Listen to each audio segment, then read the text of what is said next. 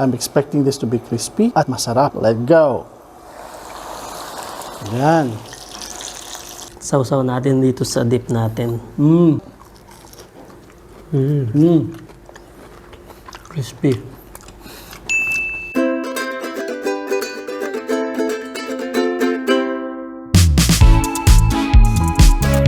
Mayong adlaw mga kahigalaan! Ako si Chakoy. And ako si Mark. And welcome sa Wandering Kusina. If you're new to the channel of Wandering Kusina, welcome to Wandering Kusina. And please don't forget to subscribe and then click that notification bell para updated kayo sa lahat ng mga bagong videos namin kagaya nito. Yes, meron din tayong social media account. Meron tayong Facebook and Instagram. That's right. So, tara! Luto na tayo. Today's episode, ang gagawin natin o ang lulutuin natin is something very, very simple. Simple. Yes, magluluto tayo ng crispy tilapia. Yes, crispy tilapia. So, gagamitan natin to ng breading. At ito ang process ng ating crispy tilapia. Okay mga ka-wonders, meron tayong dalawang tilapia dito, malalaki. Na-debone na to siya, pero hindi siya totally na-debone.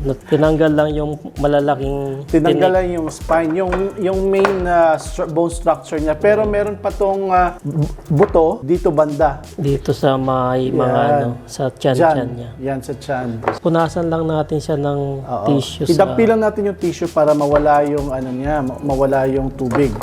Ganyan lang. Kasi titimplahan natin ito. Yan. Yan.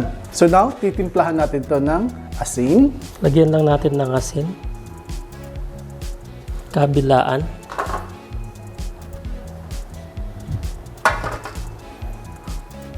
Tag-half a teaspoon. Then buburan lang natin ng black pepper. Ayan. A pinch of pepper lang. Basta matimplahan siya mga ka-wonders ng pepper.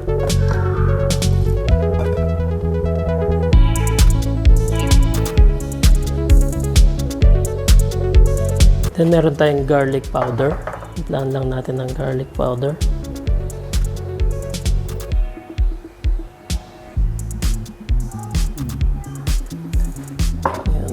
So itong tilapia natin mga ka-wonders, tinanggalan na siya ng hasang at saka tinanggalan na rin ng buntot. So kung ano nakikita nyo ngayon, yung butong natitira sa kanya is yung sa ulo at saka yung nasa bandang tiyan.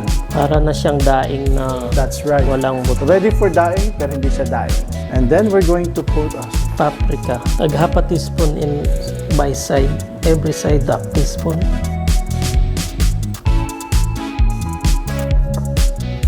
Ito yung marination process natin mga ka-wonders. So, i-set aside muna natin to. Then right now, we're going to beat some eggs. So, 4 na itlog ang gagamitin natin. So, lagyan natin to ng konting asin.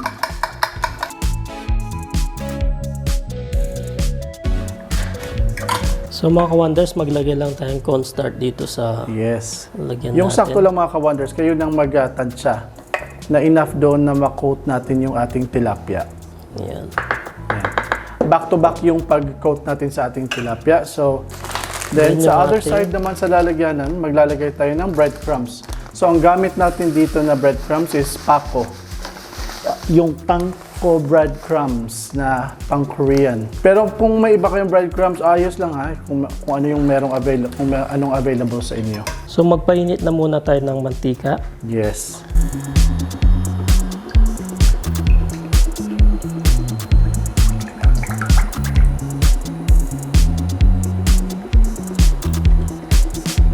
So yung oil na ginamit natin mga ka-wonders, it's enough para ma-deep fry natin ang ating isda. So mga ka-wonders, i-dip muna natin yung ating isda dito sa ating itlog bago natin siya ilagay dun sa ating cornstarch. So, ganyan lang. So ganyan. Yan. So now, i-dip natin siya dito sa ating corn flour. Yes. Ito yung magpapakrispy sa kanya din. Yan. So, dip natin siya dyan. Yung corn flour ang magpapa-crispy. Okay, balik natin dito sa ating egg. Yeah, balik lang natin dyan. Yan. And then, breadcrumbs. Sa breadcrumbs.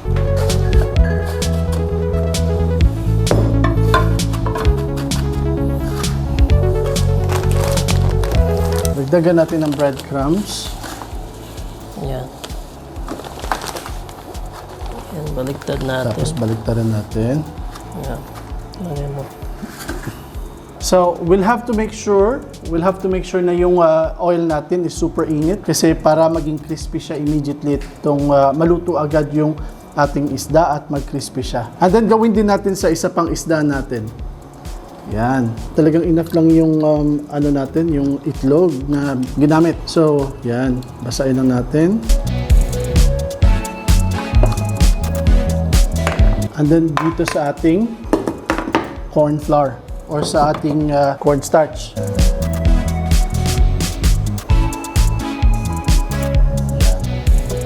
Dito sa kabilang side naman. Yan. Then, ibalik lang natin siya sa itlog. Sa itlog. So mga ka-wonders, mainit na yung mantika natin. So ilalagay na natin yung first fish natin. Yan.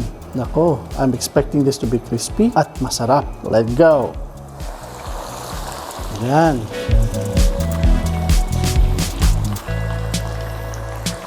So we're frying it for like a minute or two on this side. Tapos ibabalik na rin natin to. Yan, sinishake-shake ko lang para yung oil is umabot doon sa dulo-dulo ng isda. Bango. Look at that.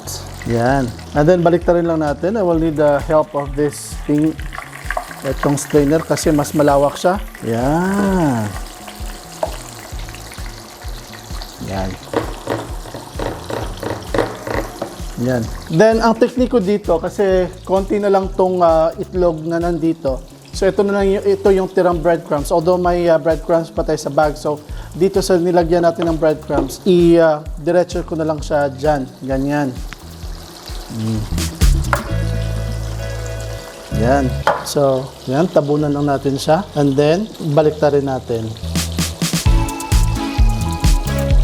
Yan. So, dagdagan natin ng panko breading.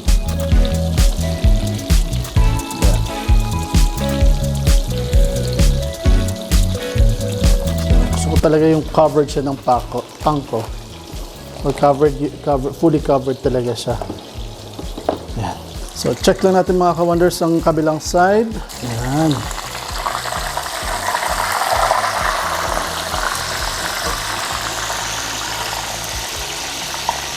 So, binaliktad ko siya ulit. Now, the reason why, kasi yung moisture ng kabila na-produce naman. So we have to flip it again para maluto siya at mag-crispy na this time. Yan. Medyo crispy na tong side na to, but babalik na rin natin ulit yan. So 2 minutes to 3 minutes each side, pero this side yata it's naging 5 minutes, but that's fine. So yan. Nag-brown na siya. So this is how you're going to make your tilapia crispy. Masarap to, promise. So this time, balik na rin na naman natin. For the second time din yung isang side. Yan.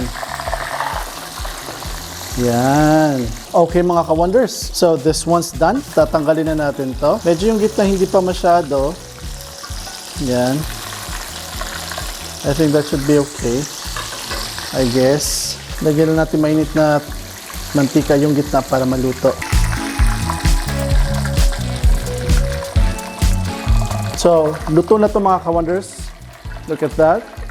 Yan. So, tabi lang natin and we'll start with the other fish. So, eto namang isa.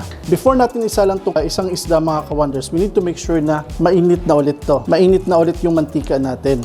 Tapos, tanggalan nyo ng crumbs. Yan, yung pangalawa.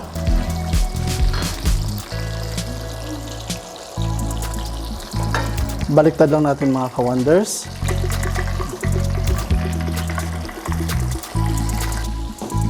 So mga ka-wonders, okay itong isa natin. Now, we notice na kailangan nating i-dip sandali itong yung una nating fry kasi nag-soften siya. So, feeling ko ito, it will soften a little bit in a while. But right now, lakasan natin itong ating apoy. Super lakas na apoy para doon sa second, i-dip lang natin siya dito sa mantika para mag-crispy siya ulit. Yan. Then sa kabilang side.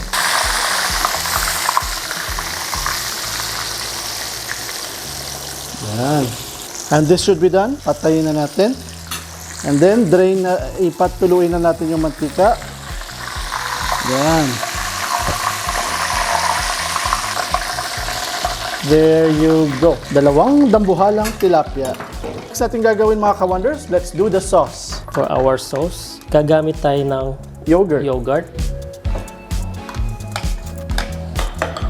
Itong yogurt natin mga ka-wonders, it's 170 grams ang ginamit natin. And then, gagamit tayo ng chopped garlic. Yes. 2 butil to ng garlic natin. Yes. So dapat fine siya mga ka-wonders. Ito medyo malaki itong nagawa ko, pero make sure na finely chopped siya kasi mas masarap siya kung finely chopped. Then, haluin lang muna natin. Tapos lalagyan natin yan ng konting asin Then, gagamit din tayo ng mayonnaise. Siguro mga 2 tablespoon. or maybe more kung gusto niyo.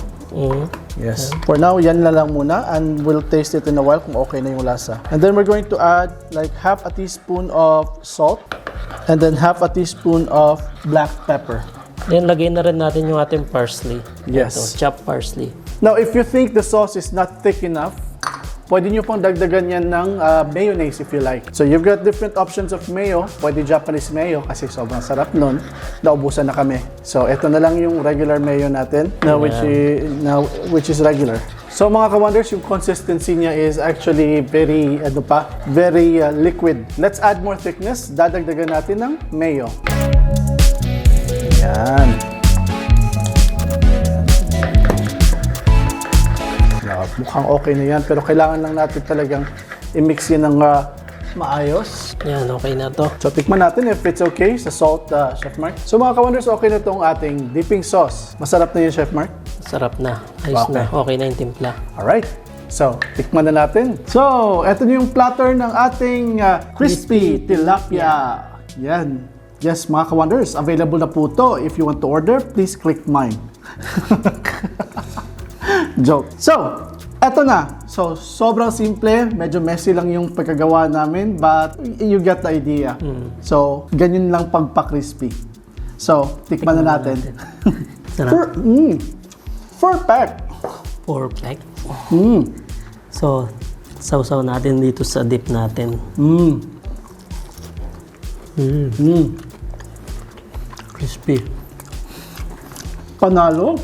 Naging special yung tilapia. Yes. Sa lahat ng mga gusto magnegosyo dyan at gustong isama to sa platter nila sa kanilang mga restaurant. So, this is your new idea. Yan. Crispy Oo. tilapia. Abangan nyo mga ka-wonders, several years from now, meron ng Wondering Kusina restaurant. Oo. Wow, kailan kaya yan, no? Ito, for sure, isa to sa mga, isa to sa mga menu natin. So, may mga, may mga magaganda Kasi tayong yung gawin sa menu. sustainable naman sa atin yung tilapia. Kahit That's saan right. meron. Correct. Crispy. Yes, totoo. Crispy siya.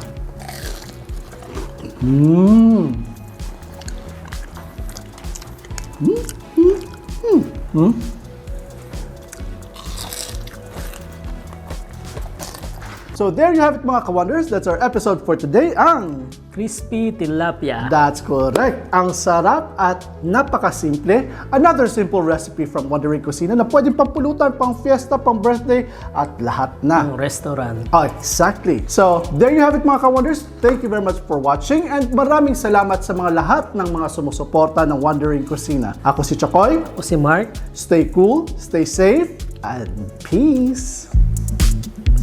Bye.